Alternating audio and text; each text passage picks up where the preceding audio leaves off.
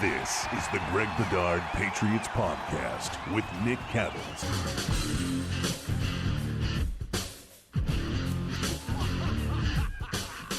What's happening? We got a game coming up this weekend. We got a big trade to talk about. Let's start with the Stephon Gilmore trade.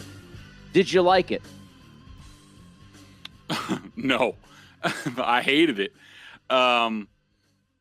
Yeah, I mean, look, I don't understand it in a variety of ways. The only thing, Nick, that really explains why Bill would make this deal now and take what he did is if he had some suspicion.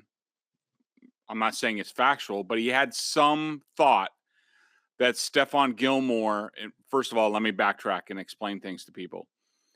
When you are on the physically unable to perform list, and you are in the final year of your contract like Stephon Gilmore is, you have to get off of PUP or else your contract tolls. So basically, if Stephon Gilmore just says my quad hurts the whole year and the Patriots never activate him, we're right back here next year. He's on the books for $7 million for next season. So Stephon Gilmore has to come off of PUP to get his service time. He has to be active. He has to be placed on the active roster. He doesn't actually have to play in a game. He needs to do that because that gives him his service time. That means he's played this year. He'll be a free agent next year.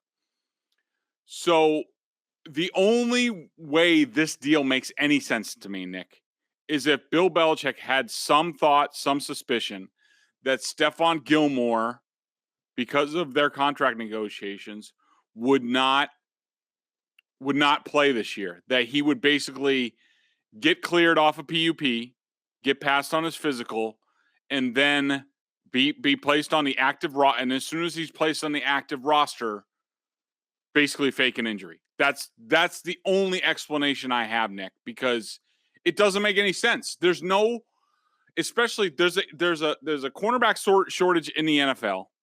There's a cornerback shortage on the Patriots. They're now down to J.C. Jackson, Jonathan Jones, and Jalen Mills, and that's it. That's basically all they have. There are no cornerbacks, and for the Patriots to be like, oh yeah, we're going to trade away a guy who was Defensive Player of the Year 2 years ago, and it was still a pretty good, decent number one cornerback last year, and who knows what he would have come back as this year. For them to just trade him away for a 6th-round pick, it makes absolutely no sense to me. Yeah, I don't like it. And when he's making no money. He's not making any money. I don't like it. I don't get it. And there's a number of different things that I don't like and don't get. First of all, you just spelled out everything currently where this leaves the secondary. You know that I was not a huge fan of the Jalen Mills signing if he's going to stay at the outside corner spot. Yep. I think that's a disaster waiting to happen. And now this puts him at the forefront of being that guy. And I think it's a gigantic downgrade from Gilmore to Mills. There's no doubt about that. But then you look back at the situation. This is something we've talked about for the last, close to a year. Everybody knew Gilmore was going to want a new contract. Everybody knew the situation heading into the trading deadline last year. The reports, correct me if I'm wrong, Greg. I'm not saying these reports are from you. I don't remember specifically what you wrote about the situation. Right. But I know people were saying and writing that, there was some talk about Gilmore before the trading deadline. And Belichick wanted a lot for Gilmore. He could have gotten maybe a 1st-round pick from some teams, most likely a 2nd-round pick, because those teams knew Gilmore would want a new contract. Belichick at the trading deadline last year decided not to pull the trigger on a deal. Now, people will say, well, Nick, they needed Gilmore for last season. I would say they finished 7-9. What did you need him for? So you could have made the deal before the deadline. You didn't. Then he gets injured. Now it makes it everything turns murky. You head into the offseason. Again, you could have had conversations with people. From what I have read, and all I can do is go off of what I read. I don't know sources. I don't talk to people in the building. From what I read, Belichick showed pretty much zero urgency to try to get a trade done with Gilmore because he thought they would be able to restructure his contract. Well, thought he blew a fart, but he really shit his pants. He thought wrong. Like if you look at restructuring, Gilmore wasn't going to restructure with the Patriots for whatever reason. So You didn't trade him at the trade deadline last year. You didn't try to trade him during the offseason. You said, well, we're going to restructure him, or we think we have leverage, so we'll be able to restructure him and keep him this season. And you ended up reading that wrong. And so you end up with a 6th-round pick in 2023 for a guy who's a top 5 cornerback in the league when he's healthy. I don't know how anybody can look at that and say it's a win, or that it's, try to explain that away. To me, that's a clear loss for Belichick. You cannot allow a guy who is as talented as Gilmore to walk away, to get out of your building for a 6th-round pick 2 years from now. Like, to me, that is a mismanagement of the asset. And Nick, yeah. I absolutely agree with you. We've been talking about it for a long time. We've been talking about it on this podcast for a year. We talked about the trade line. Everybody, Nick, this is how blatantly obvious the situation was, that the Patriots had to trade Stephon Gilmore. Gilmore put his house on the market. Like, that's him and his agent talking, and his agent going like, the Patriots aren't idiots. If they know whether they're going to give you a contract extension or not. Like, if they're 2-5, I think they were 2-5 at the deadline. That was after.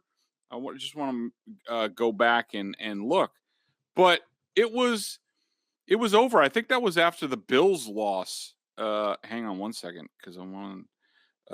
So they were 2-5. Yeah, I think the Bills lost. I think the trade deadline was right after that, because November 1st was the Bills loss. They're 2-5. And that's when Bill started making the excuses on radio. He knew that was the line of demarcation. They win that game. They got a chance. They fumbled. Cam Newton fumbled. It was over. Stephon Gilmore putting his house on the market. That's him and his agent talking, being like, dude, they're not giving you a contract extension. If you walk, they're only going to get, if you walk in healthy and get a big contract, they're only going to get a 3rd-round pick. They're not going to franchise you and then try to trade you. And you're gone. That you just put your house on the market. They're going to trade you. And Belichick I don't know if he froze or what, Nick, but he screwed it up. And I don't want to hear anything about like, oh, well, he got hurt. And first of all, as soon as he got hurt in that game, I said, I tweeted something along the lines of, this will probably be the last time we see Stephon Gilmore as a Patriot, because of what the situation was. And I don't want to hear anything about the injury. It's football. It's all part of the calculation. You have to say, well, there's a chance that a guy could get injured, or he could get in trouble off the field. Like, you got to deal with it in hand. You just can't take it for granted that the guy's going to be there in 6 months and his status isn't going to change. And so it was just a complete fail at the deadline. Everybody knew he should have been traded. Bill asked for too much. He panicked. He kept him, and he lost. It was a big L. One question for you, though. In fairness, we go back to camp, and you had said that giving Gilmore a bump it didn't make much sense to you unless he got out there on the field. Yep. So to me, I just want to make sure we clarify this. At the point when you got to camp, there really was nothing that you could do at that moment, right? Like, I did not want Belichick to give Gilmore an extension of any kind until Gilmore was out there showing that he can play at 31 years old with a torn quad. Yeah, I agree. Mm-hmm. The mistakes were made last year at the deadline, and then in the offseason, before you got to camp. Once you got to camp, it was what it was, as Bill would say. The hay was in the barn. The hay was in the barn. And now the mistake is the mistake is last year at the trade deadline or before, not getting rid, because you knew how it was going to play out. And the Patriots knew they didn't want to give a 30-something Stephon Gilmore the kind of mega extension that he was looking for. And it was blatant from all his contract maneuverings that he wanted one more. He wanted to squeeze one more big deal out of everything. I want to get from saying I need a raise to play last year, blah, blah, blah. I want to get to another question before we get to JC Jackson quickly. What do you make of Gilmore going to Carolina, not getting a bump, being willing to play the rest of the season on the money he was set to make with the Patriots? What do we make of that? That's pretty typical. And I was surprised, and I was the first one to report this. I was surprised. I asked, I have pretty good sources in Carolina, and I was like, all right, so for a 6th-round pick, you must have agreed to give him a mega deal, right? Or some sort of bump. And they're like, nope, no bump, no contract. And they said, from their understanding, that he would have been willing to do the same in New England if the Patriots would have entertained a contract extension in the offseason, and the Patriots would not. Now, I don't know how much I believe it. I think some of it is true. Nick, this is the way I read it, though. I read it that when you're on a team and you performed for a team, you expect a certain amount of respect in return. And this also somewhat goes to Brady.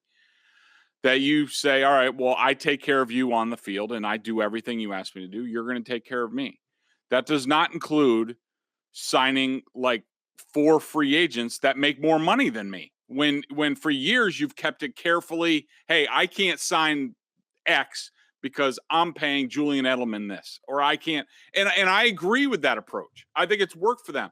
But as soon as the Patriots gave up big money this offseason and changed their MO, all of a sudden Stephon and other people are looking at it like, dude, these guys haven't played it down for you. I've won you Super Bowls and you won't give me anything. What's the deal? So I think it was a point where Stephon Gilmore said, yeah, I'll pay for the $7 million. Not for you, for somebody else, but not for you. Where's this leave J.C. Jackson? He's the number 1, obviously, but what's this mean for his future? I mean, he's in the driver's seat, Nick. They're going to have to either overpay him or pay him market value, or at the very least, they're going to have to franchise tag him for a year, if not 2. So the franchise tag after this year is it's $17.5 million for cornerback. That means if they tag him in year 2 to keep him again, you're talking $21 million or something like that. And if I'm JC Jackson's agent and negotiations have not gone well there, JC over the past has expressed some frustration to the media on Instagram. He wants a big deal. He wants generational wealth. He wants to set up his family. And I think he was a little bit insulted that the Patriots gave him a second-round tender as an RFA. I thought that, the Patriots were playing the game with, well, nobody has any cap space, so we're gonna try to tag him lower and we'll just always match, where he thought he should have gotten a first-round tender and should have gotten more money. And that didn't happen. So I think they know exactly that if they go to market, they are getting paid big time. And so the negotiations start with a 2-year franchise tag. That's about $40 million guaranteed over the first 2 years, if not more. I don't know if the Patriots can do that. I would say he's headed to be franchised. One quick last thing. It just goes back to this offseason. We all thought that the Patriots would likely draft a cornerback, or many of us did, because of the Gilmore situation. They decided not to draft a young cornerback. They decided to sign Jalen Mills. And now you're in this kind of a mess in the secondary, not only currently, but also in the future. You have to imagine that Belichick is going to no doubt address the cornerback position, this coming off season. But for now, you've got what you've got. Let's get into Belichick in the personnel decisions he's made, especially over the past 4 or 5 years. I know you wrote about this at BSJ. I haven't been able to check out the piece, but you numbered all of these different deals year to year, and especially the ones that did not work out. I see that you're questioning what Belichick is doing in personnel. Tell people why you're questioning that and kind of what led you to write what you wrote this week. Yeah. So, I mean, the big thing is, if those of you that haven't seen the story, I went in depth on about 4 different deals. The Gilmore deal, basically the premise of it is blue chips out of this program, not much back. Gilmore for a 6th. Joe Tooney walks in free agency with no compensation after he should have been traded. Tom Brady's last extension and how that it gave him a free pass out. Like, we're not arguing about whether or not it should have been done or not. But the fact of the matter is, you let a franchise quarterback leave with no compensation, and you added to your dead cap by giving him that extension in the last year when you didn't need to do that. He could have just played out his deal and been done and you could have gotten that 3rd round compensation pick. The Jimmy Garoppolo deal, too late. It's basically blue chippers going out, not much coming back, and them being too late and not early enough. And then I had a list of other sort of footnoted deals that didn't really ideally work out. So my big thing is, like, So that's one thing. Blue chippers going out. The other thing, and I think this is an overall thing, and I'm going to write about it this weekend at Boston Sports Journal, is Nick, for years, and I love this about Belichick, you could basically, he always had a backup plan. He always had a succession plan just about every place. Like if somebody, like at running back, going from whatever they had, Kevin Falk to Shane Vereen to James White to, slot, Wes Welker to Julian Edelman, just go down the line. You could always see like, okay, I can understand them making this deal because they have X, Y, or Z in the pipeline. Right. There's no pipeline anymore, Nick. There's no succession plan. Like, and I think we mentioned it last week. Like, for example, like I think this team and Mac Jones sorely misses a slot receiver. Like, you knew the clock was ticking. I mean, whether it's Rob Gronkowski, they didn't do anything at tight end with Rob Gronkowski winding down. Didn't draft anybody of note. Didn't draft anybody high. Wide receiver's been a disaster. Slot receiver, they let go. Who's next? Who's next at free safety after Devin McCourty? Who's next after that Stephon Gilmore and J.C. Jackson are going to be gone, are going to be high priced in the next couple of years? Like the cornerback situation highlights the lack of succession plans anymore with the Patriots, and I don't understand it, Nick, because I that was one of the beauties of how the Patriots worked in personnel, that you could see the succession plan. It was seamless. Next guy up, blah, blah, blah. I don't see it really anywhere, Nick. And look at quarterback too. They had Garoppolo, but there were a couple of years where they could have done something else at quarterback to be ready for when Brady was gone, and they weren't, and they had to sign Cam Newton. Like, all of this has been very un-Belichick-like, and I don't understand what has happened. I don't understand why it's like this now. The quarterback thing is tough. It's very tough to transition from a legitimate franchise quarterback to find that next guy. It doesn't always fall perfectly for some teams, like the Colts with Andrew Luck from Manning, like Rodgers from Favre. It doesn't always work that way. I mean, look at Pittsburgh this year. That is a disaster. You've got to hope that a quarterback falls to you that you like. You don't want to give up too much at the time to move up because you're trying to surround Brady with weapons. It's very difficult to find that succession plan. And so I don't necessarily kill Belichick for how all Nick, I understand that. I understand it's difficult to do it. I would have liked to have seen them just attempt it. I mean, they had to trade Jimmy Garoppolo. They should have gotten a quarterback high in the draft. They knew now the window was tightened again, and Belichick knew that Brady wasn't going to stick around. Again, my point is, who could they have gotten? Who was there that was available? Did they like the guy that was available? All of those questions. I mean, yes, in theory, I agree with you. In theory, Belichick, his mistake wasn't necessarily letting Brady walk because of the contract and all the stuff that happened with the Falcons. We've talked about that. There's no doubt a bigger issue with Belichick not being, maybe more aggressive or ready for when Brady left to have somebody to plug into the system. I agree with that general thought. My point is, when we have that conversation, there's a ton of context that goes along with it. And you've got to go into each year and say, okay, who was available? What do you give up? Do you give that up to move up? Is Brady going to get pissed? Et cetera, et cetera. There's a lot of different working things that go into that bigger picture thought. I'd also say, Nick, hang on. I can't let this go yet. I understand what you're saying, but just know that you gave me a time. You just let me know you gave me a. I know. I just want to get this in real quick. You gave me a time limit today. That, look, they traded Jimmy Garoppolo in 2017. Yeah. They didn't draft a quarterback in 2018, and they drafted Jarrett Stidham in 2019. Right. Like, you got they should have drafted a quarterback or done something at the quarterback position in 2018. They drafted Brissett. They swung and missed. They drafted Stidham. They swung and missed. Now you could argue, hey, they should have drafted somebody in the top 2 or 3 rounds. But again, at the same time, you've got Brady bitching about his weapons. You're trying to get better to surround him with talent and make the most of his window. All I'm saying is this. I'm not I'm not disagreeing with you, Greg, or anybody that says Belichick did not have the quarterback situation set in the right way when Brady left. My point is, it's not an easy thing to do. And what you're trying to do, and we see this with the Steelers, we saw it with the Saints, who, they locked into Jameis Winston on a low money deal, and their offense isn't very good, by the way.